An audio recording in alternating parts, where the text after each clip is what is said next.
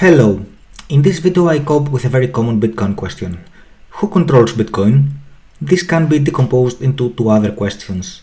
First, who invented Bitcoin? And second, who runs Bitcoin today? To answer the first one, we have to resort to existing sources. In 2009, someone with the pseudonym Satoshi Nakamoto releases this paper that introduces Bitcoin. But who's behind this pseudonym? There are many theories, most of them involving persons that Satoshi communicated with during the very first days of Bitcoin. Mostly computer scientists with a background in cryptography. There are about a dozen of persons who received emails from Satoshi. There are theories for almost each one of them being Satoshi. Two of them are the most probable. The first one is about Hal Finney. He is this person in the photograph. He was a computer scientist from California and was the first person to receive a Bitcoin transaction. Initially, Satoshi owned the only Bitcoin wallet and sent a number of Bitcoins to Hal Finney.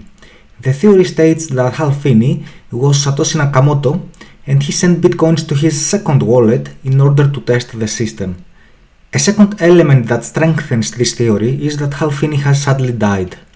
And this is relevant because Satoshi's initial wallet has 1 million Bitcoins that have not been moved. So this theory states that they have not been moved because Hal Finney, the real Satoshi, has died.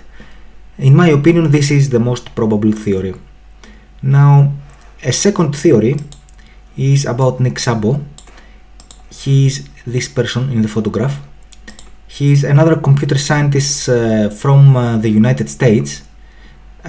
In 1998, Szabo introduced something called BitGold, which is the most close effort to Bitcoin before Bitcoin. We see that Szabo was familiar with these ideas and was working actively on them. There is a second argument supporting this theory.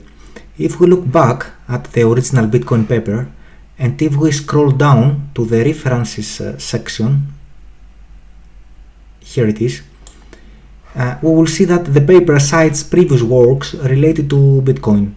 Surprisingly, BitGold is missing. This is very suspicious as this was the most relevant to Bitcoin work than all those cited.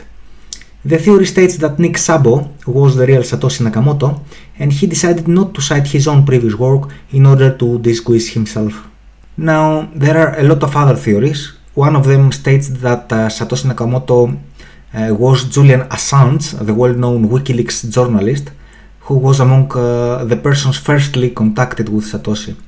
The most imaginative theory out there is that intelligence agencies, and more specifically the NSA of the United States, is hiding behind Satoshi Nakamoto.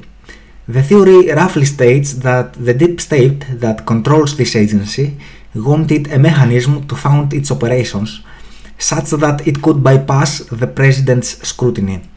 Sort of a crazy theory, but as we were not witness to Bitcoin's birth, we cannot rule out anything. It is worth mentioning that at some point the American mass media found someone called Dorian Satoshi Nakamoto, he is this person in the photograph, who is an American of Japanese ancestry living in California. So a crowd of journalists were gathering outside of his house for days, asking him why and how he invented Bitcoin. Of course, the poor guy got upset, losing his privacy, as he had nothing to do with Bitcoin. For all the rest of us, the situation was very funny. One interesting point to mention is that Dorian's house was close to Hal Finney's house. And the second point is that Dorian had a mortgage in the past that he could not pay back, and the bank confiscated his house. The theory states that Hal Finney somehow heard of his neighbor's troubles and selected to use his name as a symbol of his fight against the banks. And that's exactly how Bitcoin started as a movement against banks during the 2009 banking crisis.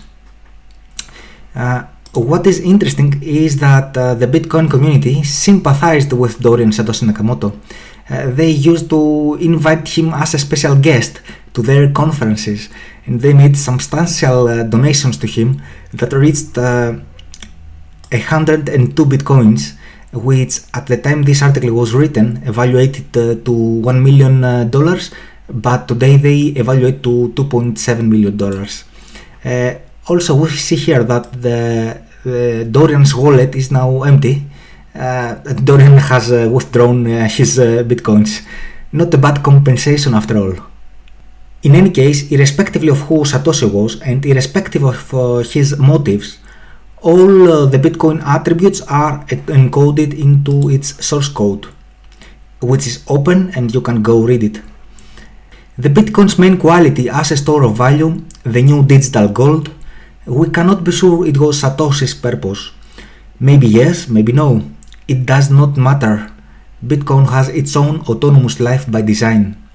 Now, regarding the second question of who runs Bitcoin today, as I explained in my previous video, the Bitcoin network consists of many independent nodes that do the transaction processing and produce new blocks.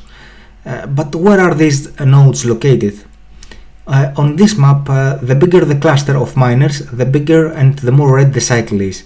And if we scroll down to read absolute numbers, we will see that 65% of the computational power dedicated to Bitcoin is located in China.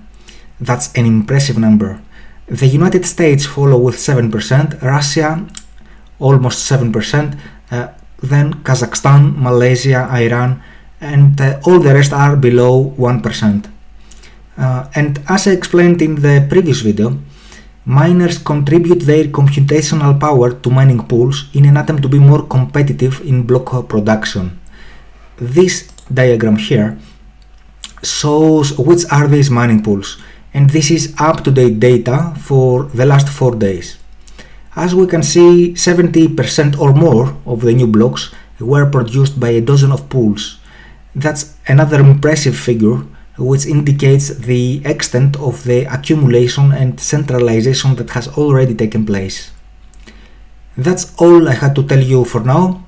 If you found this video useful, please smash the like button, subscribe and hit the notification button to not miss any of my next videos. See you soon.